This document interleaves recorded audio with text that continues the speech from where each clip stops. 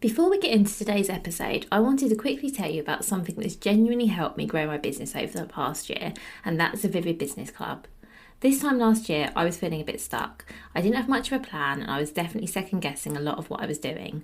I joined the Vivid Business Club last summer, and honestly, it's one of the most supportive, practical, and encouraging communities I've ever been part of, and believe me, I have tried a few. If you're anything like I was, you might be overthinking every decision, struggling to show up consistently, or just feeling like you're doing it all alone. And that's exactly what the Vivid Business Club is designed to change. Inside, you'll find high energy support and simple strategic guidance to help you get clear on what grows your business, build confidence to show up in ways that actually work for you, create a plan you can stick to, and feel supported every step of the way. It's not just another membership, it's a space to actually get things done with people who totally get it. If you're curious, I'd love for you to take a look and see if it could be a good fit for you. You can find all the details via the link in the show notes. I don't recommend anything on this podcast I don't truly believe in, and this is something that really has made a difference. Now, let's get on with today's episode. Welcome to the Bring Your Product Idea to Life podcast. This is the podcast for you if you're getting started selling products or if you'd like to create your own product to sell. I'm Vicky Weinberg, a product creation coach and Amazon expert. Every week, I share friendly, practical advice as well as inspirational stories from small businesses. Let's get started.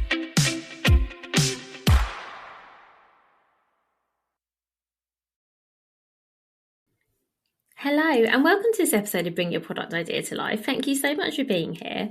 Now, you might remember that back in April, I released an episode that covered the changes that have been made on Amazon in the earlier part of this year. So that was between January and March.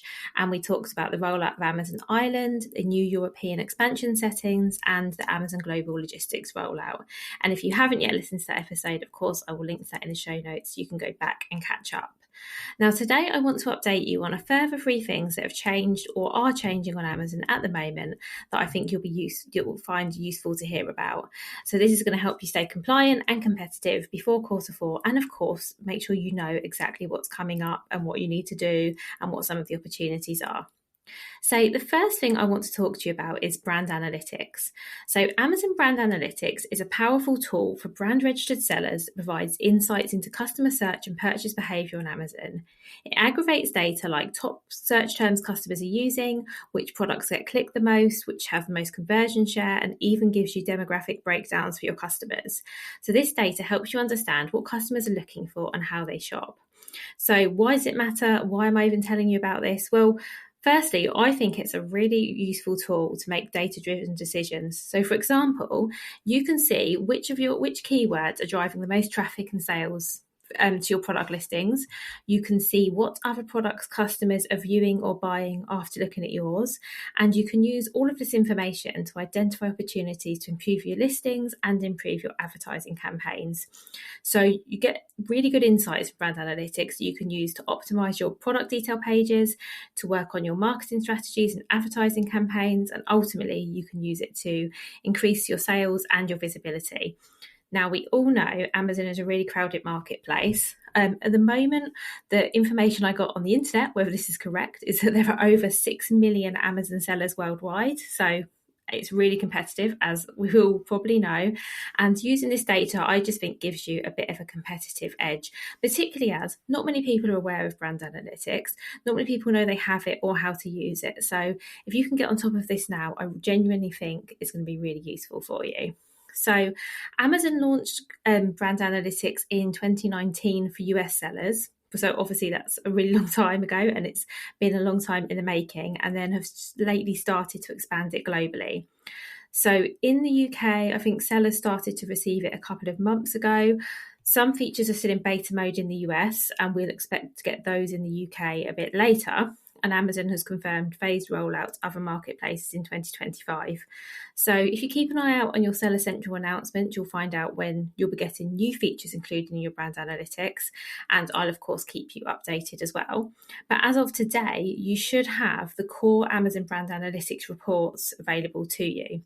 So you would find this in your Amazon main menu under the Brands tab in Seller Central if you're brand registered. I should say this is a free tool for brand registered sellers, which is amazing. And you should, as I say, so if you're brand registered, you should have them. If you don't see it, if you don't have a brands option in your menu, and it's not under your reports, I've I've heard some people tell me that actually they don't have a brands tab, but they can see these reports under their reports tab.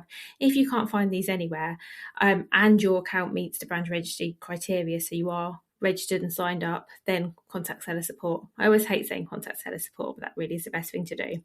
So the reports you should have, and it seems to vary by the people that I speak to and the clients that I work on, is you should have the top search terms, market basket analysis, repeat purchase, and customer loyalty analytics. So all of that should be there and available for you now.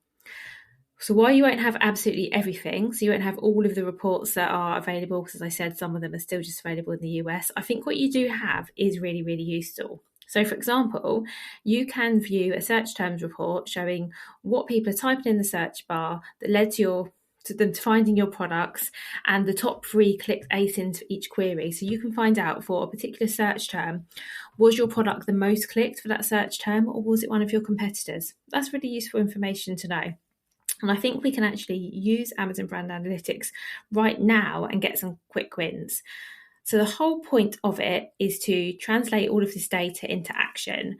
So one thing you could do on Amazon Brand Analytics right now is to have a look at the top search terms report for high volume keywords. So for example, if you find that thousands of shoppers are searching for a feature that your product has, you can make sure that feature is emphasized in your title or in your bullet points. When I checked the top search terms this week, and by the way, I'm recording during a heat wave here in the UK, everyone's searching for fans, cooling blankets, all of the things seem to be around keeping cool. If you had a product that fits that criteria, so maybe you sell, I don't know, cooling pads for dogs, or as an example, then that would be something you could go and have a look at. What are people searching for that's relevant to my products, and make sure those are included in your listings and your ads if appropriate. So you can also look at search query performance for your own brand, which tells you how people are finding you. So this will help you with ideas for keywords to add to your listings and your marketing campaigns, because it might be the things that people are typing to find you isn't what you thought it was. So this is really useful information to know. You can also look at the market basket analysis, because this might help inspire bundle ideas, or maybe products you need to be adding to your comparison tables, or just give you an idea for what you could do to sort of cross sell. So for example, let's say you sell shampoo, and you can see from the market and basket analysis that customers are frequently going somewhere else to buy their conditioner, and you sell a conditioner, but for some reason customers aren't buying it. You could either highlight the range on your listing somehow, you could add a comparison table, or maybe you could offer a bundle. That's just a few of the things that you could do to help customers buy more from you. It is definitely worth taking a look at brand analytics and exploring it for yourself. It's quite a hard thing to explain in an audio concept. If you are a member of my membership, Amazon Made Easy, I actually recorded a full video about Amazon Brand Analytics quite a few months ago, because it's something that I spotted in my clients' accounts a while ago now. I want to say it was about 2 months ago. I spotted that we had it. So I recorded a little video taking them through every single report, what's available and how to use it. So if you're a member, you have that. It's in the membership hub. If you're not a member and you'd like access to that, come and join. Amazon Made Easy is less than £1 a day. You get access to me, you get access to other members. You have the hub with honestly hundreds of videos and recordings and advice and trainings and templates that you might need. I'll put a link to that in the show notes. And if not, something I would suggest that you do is schedule a reminder to review these reports every month, because go and have a look now is great, and hopefully you can get some really quick wins from looking at these. But I think the value in these reports is going to be reviewing them regularly, so you can see what's changed and what you need to update. Because as we said right at the beginning, Amazon is, as we know, a super competitive place to sell.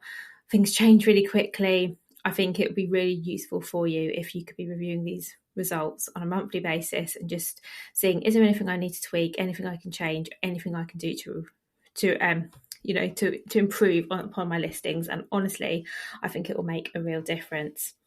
And if all of this seems just too overwhelming, if you listen to this and thought, wow, this just seems useful, but it seems like a lot, why not book a power hour with me? We can walk through the reports together and we can work out what we need to do. We can turn the insights that we see into action, and we can come up with a plan for you. So if that's something you're interested in, as I say, you can book that via a link in the show notes.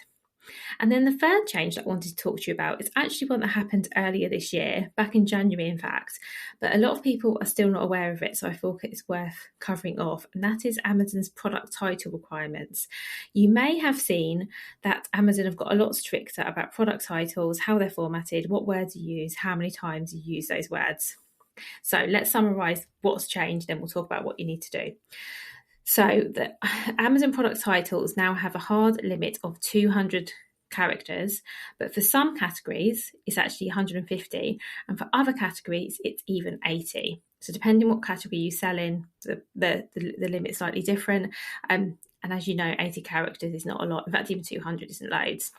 You are now not to use any promotional language. You can't use emojis. You can't use special characters. You can't use all caps apart from in your brand name, if your brand name happens to be written in all capitals. And you can't repeat the same word more than twice. And I think the reason for this is to stop sort of spammy titles where people were saying baby buggy, buggy for babies, baby prat. You've seen these kind of listings where the same word is repeated over and over. And we've spoken about titles in this podcast before, and I think they need to be clear, concise, the most important information up front. All of that still applies, but now it's slightly harder depending what you sell, because you cannot repeat words and phrases. So in Q1 of this year, there were some what Amazon were calling soft warnings. So many sellers were seeing fixed needed flags that come up next to their listings, or they might go into their listings to do something else. So imagine you went in to update a picture or a bit of text, and then you see a warning about your title. I definitely saw this across a lot of clients' accounts earlier this year. Since May, so that's only a month ago, automated suppression sweeps are running weekly. And this basically means that any listings that are affected vanish from search until they're corrected. And Amazon are not warning people that they've done this in all instances. So if you ignore this, well, the first thing is, if your titles look spammy, that's not great anyway, because customers aren't going to trust you as much if you've got a listing that's, that looks kind of spammy. It's got the same words in there the whole time, and that will affect your click-through rate, which is, I guess, is the reason that Amazon's doing this. So I guess they do have our interests at heart. Also, if your listings are suppressed, and this is really the key one, if your listings are suppressed because the titles aren't compliant, you actually lose rank history. And when your listings are reinstated, I am told that they often come back on page 5 or below. I don't know how true this is anecdotal, but I do know that unless you're paying for ads, even if you were coming up on page 1 organically, if your listing's suppressed and then it gets reinstated a couple of days or however long later, you may not be coming up on page 1, and I have seen that happen. So it's really important to make sure that your titles are compliant. Something I would suggest you do this week is just have a look at all of your active listings. You can export all of your listings in Excel, or you can do this manually depending how many listings you have. Review the character length to make sure you're under the character limit. If there are any prohibited phrases in your titles, like bestseller, 100% guaranteed, sale, best offer, all of these kind of things that Amazon don't like, you can take them out. If you have repetitive words in your listings, then that's something else that you can fix. If you can do this proactively, I think it would be great. And try and do this now.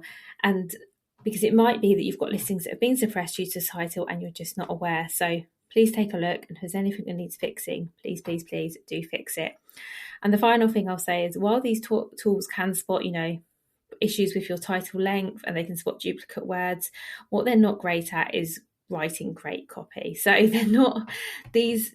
It's going to be frustrating for you. I know I've been working with a client this week where we had to take out, uses of a word where a word was used 3 times in the title, and it absolutely made sense. And I stand by that, and getting it down to 2 was hard, but it's really important to do because there is no alternative. If you don't make these changes, Amazon will suppress your listings, as harsh as that sounds. So please make the time to check your titles, check your listings are all active, that nothing's been suppressed, and if they have, fix them as soon as possible. And then the final update I want to tell you about is some AI betas. Very exciting. So Amazon has 2 betas in the works. One is called Enhance My Listings, and the other is called Project Amelia. So Enhance My Listing is a generative AI that pulls your existing product listing data, and it suggests new titles, bullet points, and descriptions, and it auto detects anything that it feels are missing. So all the attribute fields that you're filling, if there's something that it feels should be filled out but isn't, it will flag that to you. And Project Amelia is a chat-style assistant that answers policy questions, analyses performance, and will soon be able to do really simple tasks for you, like pausing ads, for example. So it's basically like seller support without being a real person. And I mean, it's questionable whether that's better or worse than what we sometimes get from seller support. But anyway, so at the moment, this is only available in the US, but what we do know and what I see time and time again is when something's available in the US, 9 times out of 10, 6 months later, it's available in the UK, which is why I'm flagging it to you now. Also, you might be listening in the US and you might have access to this. If you're listening in the US and you don't have access, it's because at the moment, both of these tools are invite only. Amazon are stating global rollout later this year. So obviously I'm recording this in July. So towards the end of this year, we're expecting start global rollout. And in the UK, I think we can expect access first to brand registered accounts, because that's usually how it works. Brand registered sellers tend to get these new features before other sellers. So if you are brand registered and you're in the UK, I would expect this towards the end of this year, maybe early next year. I think it's quite interesting, the AI side. So I'm going to talk about that a little bit, if you don't mind. Not so much Project Amelia. I think that's like a chatbot. We'll see how that is. But Enhance My Listing, I think, is actually interesting. So Amazon are saying that they're seeing a 40% lift in listing quality scores where people are using Enhance My Listing. And they're also saying that 90% of sellers adopt at least one AI suggestion. Now, I don't know how good that is or not, because I don't know how many suggestions AI are making that sellers are not adopting, but this is the information that I've got. Real life feedback that I've heard is that the AI copy that this tool is producing is really good for SEO, but it's also quite bland and generic. So that's a real life feedback. I'm also hearing that AI is struggling with products with a bit of nuance. So, for example, anything that's handmade, anything that's technical, anything where there's a bit of a story behind the brand, where emotional connection really matters. I'm told that AI is not doing a great job with those product listings. If this is something you're interested in, you're thinking, do you know what, this sounds great. I haven't got time to write my own product listings, love to use AI. I think you would need to have some really high quality product data. So you would want to tell AI some really clear features. You'd want to give them the dimensions, the materials, the ingredients, absolutely everything about your product. So it has really accurate material to work from, and ideally as much material as possible. I think you would also need to create some brand voice guidelines so that you can make sure anything that's written fits the tone of your existing brand. And I would also say you would want planning time to review this as a human, because I think anything generated by AI should be treated as a draft, and then we can refine it to make, to get it in our own voice, our own tone, and also obviously, of course, review for accuracy, because AI, in my opinion, isn't always 100% accurate and doesn't always quite meet the mark. My view on this, if I'm honest, is that I think these tools can help with writing Amazon product listings. However, I still think that effective listings that are going to connect with customers and really get you sales still requires some human input, because automated listings might be great for AI. I'm sure they can create listings that contain all of your keywords, but it's not really creative. I don't really understand how AI will understand nuance. I don't understand how it will care about your brand voice, how it will connect with your customer, understand what your customer's looking for from your product. And that actually, I don't know, I feel like a purely AI written product description might often read as quite robotic or generic.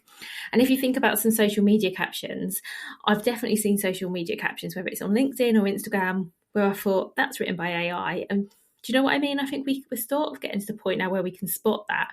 And I think it would be a real shame if we get to the point where we're looking on Amazon and we're saying, well, that product listing was obviously written by AI, because it just doesn't connect. Because they might include the right keywords, but if you don't emotionally connect with your customers and they can't see the benefits of shopping from you, I think that's actually going to hurt conversions. In fact, another piece of information I found on the internet, so how true it is, I don't know, is that brands that had AI manufactured content have seen more of an improvement after a human rewrote it to make it sound more authentic. So I think that's quite interesting. So I would say that if you are thinking of using AI to write your Amazon product listings, once that's available to you, think of it as like a junior copywriter. It's going to be fast, but it's going to be inexperienced. And I still think you need an expert edit to make sure that your unique product benefits shine through, that there were no compliance things that the AI misses. And actually, I have a done for you listing service that does just that. Don't worry, this isn't just about me trying to sell the fact I can write your product listings. You don't have to hire me to write your product listings. You can write your own product listings. But what I am saying is that I really don't think you should rely on AI to write your product listings. I do think it could be great to use it to perhaps identify keywords to use in your listings or to use in your campaigns. You might want to get AI to do a first draft of your product listing and then refine it yourself. But please, my plea to you is don't let AI write your Amazon listing, put it up, and just assume it's all going to be okay, because I am certain that you can do a better job than AI can. Absolutely sure of that. So let's start wrapping this up. So the 3 updates to think about are Amazon Brand Analytics, Amazon product title compliance is getting a lot tighter, and we've got some AI tools coming up as well. Isn't that exciting? I think that there are some small things we can do now based on everything that we know that we have and we know are coming up that I think would be a great use of your time over August and the summer period. So you could definitely book in some time in your calendar to review your brand analytics. I really think that if you do nothing else after listening to this episode, go and have a look, go and see what's in there, go and see what useful, insightful data you can find for your business. Definitely do that, and then make time to do it again the next month and just keep an eye on it and see what you can find out. I genuinely think brand analytics is going to be really, really useful. Also have a look at your product titles, make sure they're all compliant. Just have a quick look, particularly if you've got a large inventory on Amazon. Just make sure that nothing's suppressed and everything's currently up there. There's nothing that needs updating, because it'll be awful to discover that you've got a handful of suppressed listings and it's because your title isn't accurate. So definitely go away and check that. And then why not review your listings? I did an episode last week all about how you can review and refresh your product listings this summer, and you can do it all without AI. So if you missed that episode, definitely go back and take a listen. If this all sounds a bit much and you want some personalised help, you can always book a power hour with me. I'm going to put a link to that in the show notes. And I'm going to be back next week with an episode on planning your Q4 promotions on Amazon. So please tune in for that. Thank you so much for listening. As always, thank you so much for everyone who gets in touch with feedback and suggestions for episodes. Please do keep that coming. I love to hear from you. If you haven't already, please subscribe, please review, please share with a friend. Oh, that's a lot, isn't it? And have a lovely week, and I'll speak to you again very soon.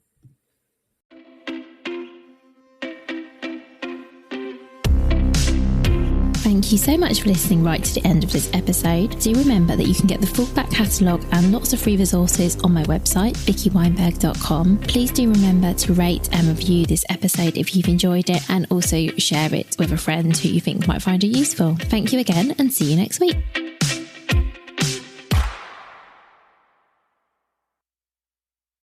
Hi, this is just a little note. So if you've enjoyed this episode, or indeed any of the episodes, and you would like to, buy me a coffee or something, you can actually now leave tips. So there's a link to how to do this in the show note. Of course, do not feel obliged to do this.